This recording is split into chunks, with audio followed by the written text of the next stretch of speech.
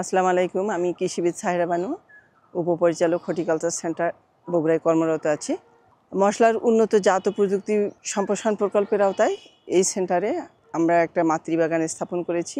এই মাতৃবাগানে 3 ধরনের মশলার ফসল, যেমন হচ্ছে দারুচিনি, গোলমরিচ আর তেজপাতা মাতৃবাগান স্থাপন করা হয়েছে। তা আসলে মশলা তো আমাদের সাবকন্টিনেন্টে বা এই এশিয়া মহাদেশে আসলে খুব একটা গুরুত্বপূর্ণ একটা জিনিস, যেটা ছাড়া আমাদের নিত্য প্রয়োজনীয় জিনিস, যেটা ছাড়া আমাদের আসলে চলেই না।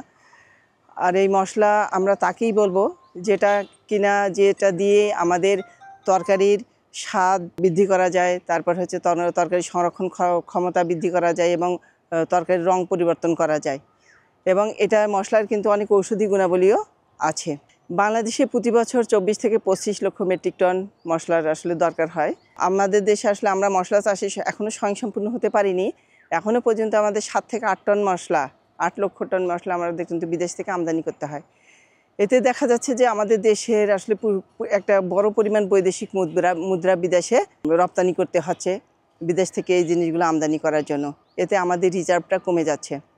তো এই যে মশলার উন্নত জাত এবং প্রযুক্তি সম্প্রসারণ প্রকল্পর আওতায় মশলার যে প্রচুর পরিমাণে উৎপাদন বা বিদেশ থেকে আনতে প্রচুর পরিমাণে যে বৈদেশিক মুদ্রা বিদেশে পাঠাতে হচ্ছে বা খরচ করতে হচ্ছে, এটা রোধ করার জন্য বাংলাদেশে যে বিভিন্ন গবেষণা প্রতিষ্ঠান আছে, মশলা গবেষণা ইনস্টিটিউট, বাংলাদেশ কৃষি গবেষণা ইনস্টিটিউটের আন্ডারে মশলার বিভিন্ন উন্নত জাত এবং প্রযুক্তি তারা রিসার্চ করে তৈরি করতেছে এবং সেগুলো আমাদের দেশের আবহাওয়া উপযোগী। এবং সেই মশলাগুলো আসলে এই প্রকল্পের আওতায় বিভিন্নভাবে আমরা আসলে কৃষকদের মাঝে সম্প্রসারণ করার চেষ্টা করতেছি, যাতে করে আমরা মশলায় একটা স্বয়ংসম্পূর্ণতা অর্জন করতে পারি। তারই ধারাবাহিকতায় আমাদের যেহেতু এটা হর্টিকালচার সেন্টার, আমরা এখানে চারা উৎপাদন করি এবং সেটা কৃষক পর্যায়ে আমরা নামমাত্র মূল্যে আমরা কৃষক পর্যায়ে সেটা বিক্রয় করে মাঠে সম্প্রসারণ করি। তো সেজন্য আমরা চারা তৈরি করব বিধায় এখানে আমরা মাতৃবাগানটা করেছি। এই মাতৃবাগানের আওতায় আমাদের যে তেজপাতা, গোলমরিচ এবং হচ্ছে দারুচিনি গাছ আছে, তা আমাদের এই বাগানটা স্থাপন করার 1.5 বছর সময় হলো। হ্যাঁ, 1.5 বছরের মধ্যেই আমরা কিন্তু গত বছরও এই যে গোলমরিচ গাছ, এটা বুশি জাত। হ্যাঁ, এটা হচ্ছে একটা ইন্ডিয়ান জাত, বুশি টাইপের। এখানে এটা ক্লাইম্বিং টাইপ না, নন ক্লাইম্বিং টাইপ, মানে এখানে কোনো জাংলার দরকার হয় না, কোনো সাপোর্টেরও দরকার হয় না।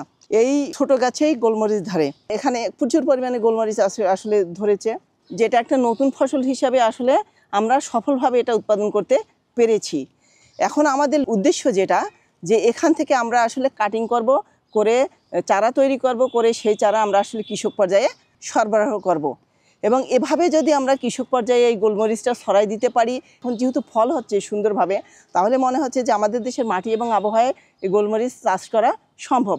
তা আমরা যদি গোলমরিচ চাষে যদি স্বয়ংসম্পূর্ণ হতে পারি, তাহলে আমরা বিদেশ থেকে এই প্রোডাক্টটা আর আমদানি করতে হবে না। এতে আমাদের দেশের বৈদেশিক মুদ্রা সাশ্রয় হবে।